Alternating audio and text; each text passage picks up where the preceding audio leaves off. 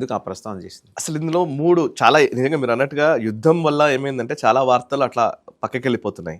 నిజానికి యుద్ధము ఇట్లాంటి వాతావరణం లేకపోయి ఉండుంటే ఇది 24 అవర్స్ ఛానల్స్ దీన్ని ఖచ్చితంగా ప్రమోట్ చేసేది. న్యూస్ పేపర్లకు న్యూస్ పేపర్లో హెడ్లైన్స్ ఇది.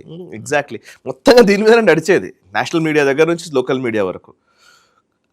ఏం జరిగింది అని అంటే కనుక సుప్రీంకోర్టులో ఒక పిటిషన్ ఫైల్ అయింది.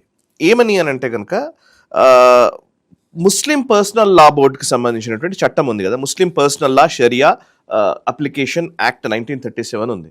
దాంట్లో ఇన్హెరిటెన్స్ వారసత్వానికి సంబంధించినటువంటి అంశాల్లో అండ్ సక్సెషన్కి సంబంధించినటువంటి అంశాల్లో మహిళలకి వాళ్ళ హక్కులు నిజంగా నిలబడట్లేదు. దీనివల్ల వాళ్ళ హక్కులను పరిరక్షించాలంటే దీంట్లో మార్పులు చేయాలని చెప్పేసి పిటిషన్స్ వేశారు. నిజానికి ఇందులో పిటిషన్ వేసింది ఎవరో తెలుసా?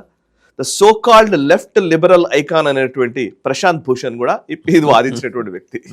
సో ముస్లిం పర్సనల్ లా బోర్డు లో మీద పలానా దాని సక్సెషన్ యాక్ట్ ఏదో మార్చాలని చెప్పేసి ఆయన అంటూ ఉన్నాడు. దాని మీదనే పిటిషన్ వేశారు. పిటిషన్ వేసిన వ్యక్తి, ఆ పిటిషనర్ల తరపు న్యాయవాది ఎవరంటే ప్రశాంత్ భూషణ్.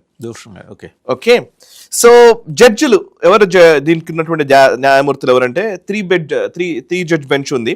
వాళ్ళు ఎవరంటే జస్టిస్ సూర్యకాంత్ గారు, జస్టిస్ జోమాలియా బాగ్చి గారు, జస్టిస్ ఆర్ మహాదేవన్ గారు. సిజే ఉన్నాడు. సో ముగ్గురు ఉన్నారు. సో ముగ్గురు ఈ త్రిసభ్య ధర్మాసనం ఏం చెప్పింది అని అంటే కనుక వీళ్ళందరూ ఆ పిటిషన్స్ మీద విచారణ జరిపారు. విచారణలో వచ్చినటువంటి అంశాలు చూశారు.